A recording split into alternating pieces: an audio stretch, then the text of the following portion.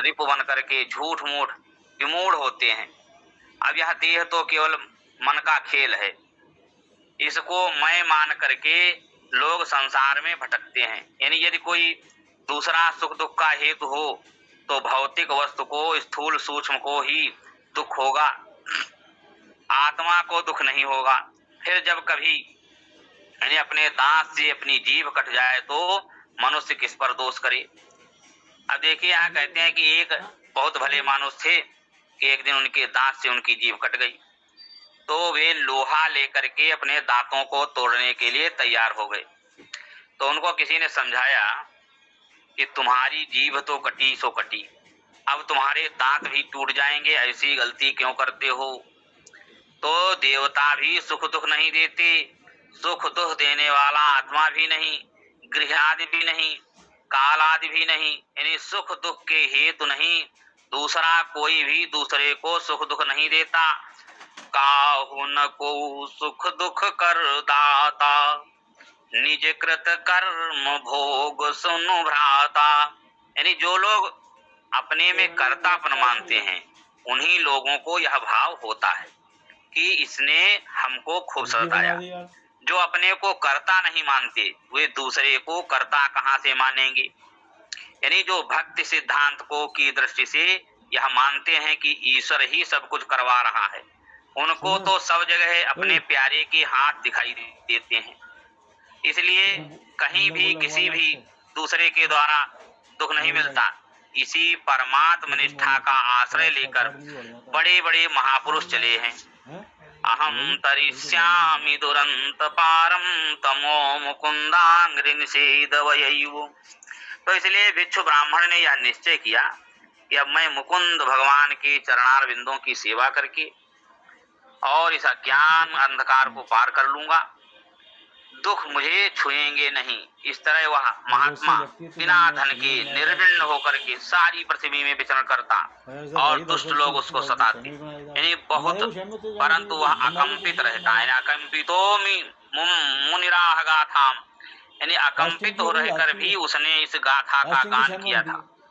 इसलिए उद्धव जी सुख दुख प्रदो नान्य, यानी सुख दुख देने वाला कोई नहीं। आत्म विभ्रमा यानी अपनी भ्रांति से ही सुख दुख देती है, अपनी भ्रांति जो होती वही सुख दुख का कारण बनता है। यानी संसार में शत्रु मित्र अपने अज्ञान के बनाए हुए हैं, इसलिए अपने मन को वश में करो और मुझ में स्थित कर दो। भिक्षु ने जैसे सुख दुख को सह लिया वैसे ही महात्मा को भी दुख सुख सह लेना चाहिए।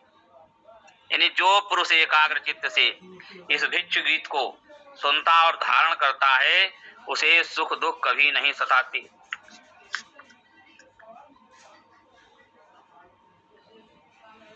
भगवान कहते हैं कि उद्धव जी अब मैं तुमको सांख्य तत्व बताता हूँ, यानी जिसे जान करके मनुष्य भेद भ्रम छोड़ देता है।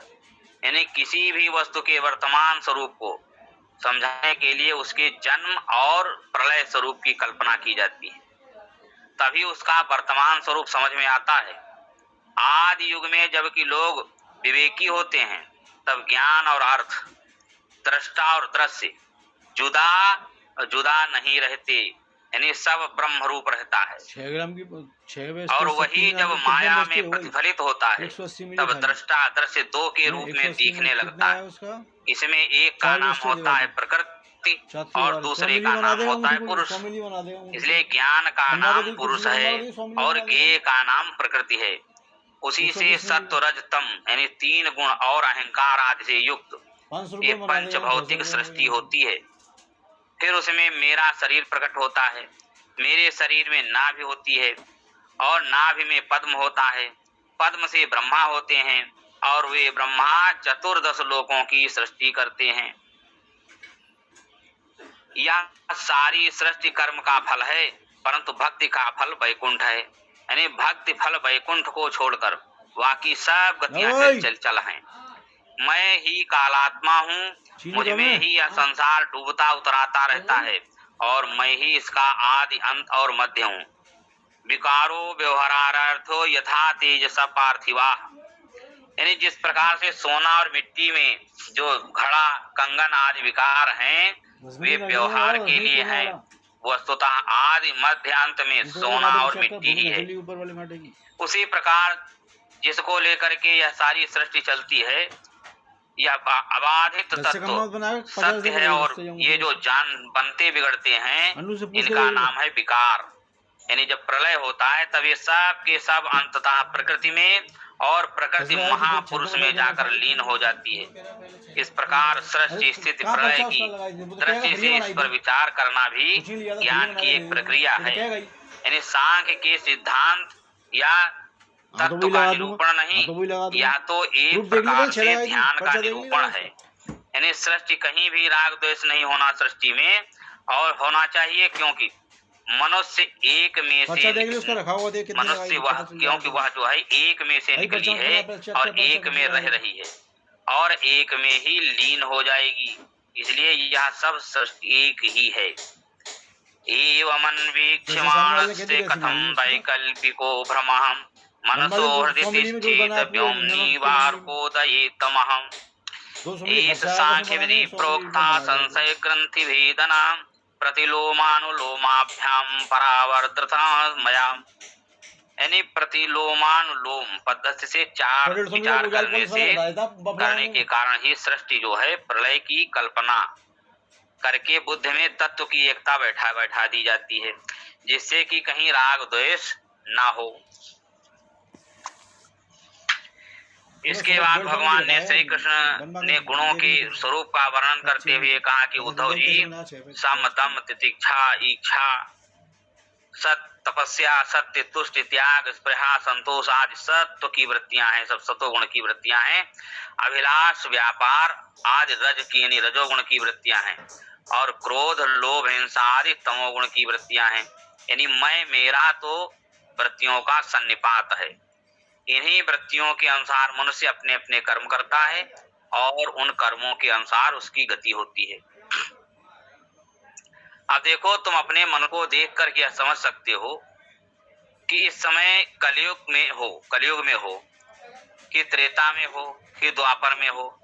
यानी असल में मन की बुराई ही बुरा समय और बुरा स्थान तथा मन की अच्छाई ही अच्छा स्थान और अच्छा समय है। यानी जब मन खूब प्रसन्न हो और मुझ परमात्मा में लग रहा हो, निस्संग हो, तब समझना चाहिए कि सत्व गुण है, और जब मन भटक रहा हो तब समझो कि रजोगुण है, और जब मन में आलस्याज हो तब समझना कि तमोगुण है। इसी प्रकार यानी जो जागृत स्वप्न सुसुप्ति ये तीन अवस्थाएं हैं, ये भी तीन गुणों के द्वारा ही होती हैं। इन तीन गतियां भी गुणों से ही होती हैं। गुणों के कारण ऊपर अथवा नीचे कि चाहे जो भी गति प्राप्त हो, परंतु यदि पुरुष त्रिगुणातीत हो जाए तो उसे मेरी प्राप्ति हो जाती है। यानी ज्ञान भी तीन प्रकार का है। यानी अपने को जानो तो सात्विक ज्ञान, भेद को जानो तो राजस ज्ञान, और मूढ़ता को जानो, मूढ़ की तरह रहो तो तामस ज्ञान होता है।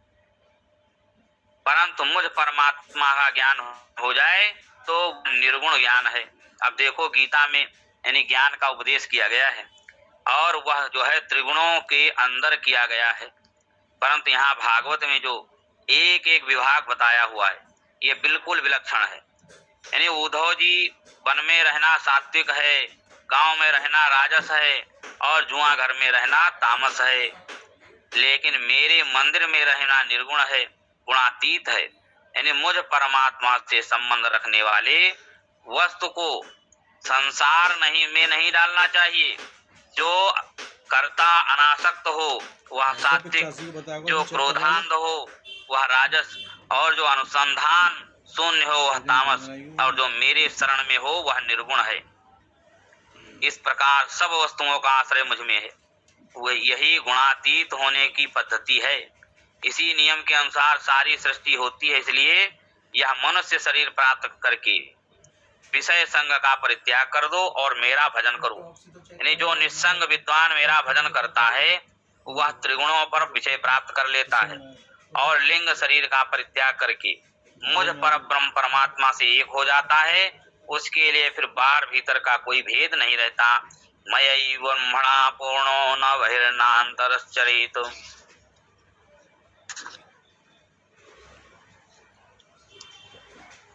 मल्लक्षणमिमं कायं लब्ध्वा मद्धर्मास्थिता आनंदम परमात्मात्मस्थम समुपैति माम। अब देखो भगवान कितने कितने निपुण हैं। यानी जब मत्स्यावतार धारण करते हैं तब मछलियों में यह व्याख्यान देने लगते हैं कि जैसा मैं हूँ वैसा ही शरीर मैंने तुम लोगों को दिया है, यानी तुम लोग मुझे ही अपना भजनीय समझो। और जब बराहों में बैठते हैं तब कहते हैं कि जैसे तुम हो वैसा ही मैं हूँ, आओ मेरा भजन करो। यानी इसी तरह के अन्य अवतारों में भी बोलते हैं। अब जबकि भगवान मनुष्यों के मध्य हैं तब कहते हैं कि उद्धव जी मल्लक्षण मिमम कायम, यानी जैसा मैं हूँ वैसे ही तुम हो, यानी जैसे लक्षण मेरे अंदर है वैसे ही लक्षण तुम्हारे अंदर हैं। इसलिए तुम भक्त योग करो। मत धर्माश्रिता, यानी भागवत धर्म का आश्रय लो। इसका फल यह होगा आनंदम परमात्मानम मास्थम समुपैति माम, यानी तुम्हें आनंद का साक्षात्कार हो जाएगा। और जो तुम्हें दिखाई दे रहा है, पढ़ रहे हैं जो गुण, वे वास्तविक नहीं है, माया मात्र है। गुणेषु माया मात्रेषु, यानी गुण माने यह मत समझना कि वे किम भूत किमाकार हैं। देखो सांख्य वाले कहते हैं कि गुण दिखते ही नहीं, मोह देख करके तम का, क्रिया देख करके रज का, और ज्ञान देख करके सत्व का केवल अनुमान किया जाता है। त्रिगुण प्रत्यक्ष होता ही नहीं, केवल अनुमित है। इसीलिए वेदांत दर्शन आदि में अनुमान प्रधान जो मत हैं उनका खंडन करके वैदिक मत की स्थापना की गई है। इसलिए यहाँ गुण शब्द का अर्थ यही है कि शब्द स्पर्श रूप रस गंध दिखाई तो नहीं पड़ते हैं, परंतु इनमें रहकर भी कहीं फंसना नहीं चाहिए। यानी संसार के विषयी लोगों का संग करके उनका अनुगमन करने वाले की वही दशा होती है जैसे अंधे के सहारे चलने वाले अंधों की, उन्हें घोर अंधकार में भटकना पड़ता है। भगवान कहते हैं कि उद्धव जी तुम चक्रवर्ती सम्राट एल अर्थात पुरवा की कथा जानते ही हो। उसने सारे विश्व को तो जीत लिया, परंतु उर्वशी के रूप में ऐसी महामाया उसके सामने आई कि वह उसके पांवों में अपने सिर के बल गिर पड़ा। या करोति पदाक्रांतान भू ब्रजम्भेण केवलम, यानी उर्वशी के लिए राजा पुरवा बड़ा विकल हुआ, यानी नंगा होकर घूमने लगा। अंत में जब ईश्वर कृपा से उसको वैराग्य हुआ तब बोला कि अरे मुझे तो समय का ख्याल ही नहीं रहा, यानी इतने दिनों तक मैंने संध्या वंदन नहीं किया, सूर्योदय सूर्यास्त का कोई पता नहीं चला। उर्वशी ने मुझ चक्रवर्ती सम्राट को अपना खिलौना बना लिया और वह मुझे तिनके की तरह छोड़कर चली गई। जैसे गधा गधी के लात खाता है उसके पीछे पीछे चलता है, वैसे ही मैं भी उसके पीछे पीछे चला। यानी स्त्री ने जिसके मन का हरण कर लिया उसकी विद्या तपस्या आदि सब व्यर्थ है। किम विद्या किम तपसा किम त्यागेन श्रुतेन वा किम विविक्तेन मौनेन स्त्रीभिर्यस्य मनोहतम। अब इस श्लोक का अर्थ ऐसा नहीं है कि मनुष्य जीवन में जो यौन आकर्षण है, लैंगिक आकर्षण है, यानी या जैसे स्त्री का पुरुष के प्रति है वैसा ही पुरुष का स्त्री के प्रति है। इसलिए यहाँ एक के वर्णन से दूसरे का भी वर्णन हो सकता है, यानी हो जाता है। वैसे ही जैसे मधुसूदन से कैटभारी भी उपलक्षित होता है, और स्त्री और पुरुष ने यदि परस्पर अपना मन खो दिया तो समझो कि सब कुछ लुटा दिया। इसलिए पुरवा कहते हैं कि मैं तो पशु की तरह उर्वशी के सामने हार गया और अब भी मेरी कामना तृप्त नहीं होती। यह पुंसली यह उल्टा मेरे मन को हरण करके चली गई, इसके समझाने पर भी मेरा मोह नहीं जाता। किमे तयानोपकृतम रज्ज्वा वा सर्पचेतसः, यानी मैंने ही रस्सी को सांप समझ लिया, रस्सी ने मेरा क्या बुरा किया, यानी मैंने ही इस पर अपने को आसक्त कर दिया, इसका कोई दोष नहीं। कहाँ यह मलिन शरीर और कहाँ इसके सद्गुण। मैंने अज्ञान बस असुंदर को सुंदर समझ लिया, यानी ये शरीर किसका है कुछ पता नहीं। पत्नी कहती है कि यह मेरा पति है, माता पिता कहते हैं कि हमने इसको पैदा किया है, स्वामी कहता है कि मैंने इसका पालन किया है। आग जीभ लपलपाती हुई कहती है कि मैं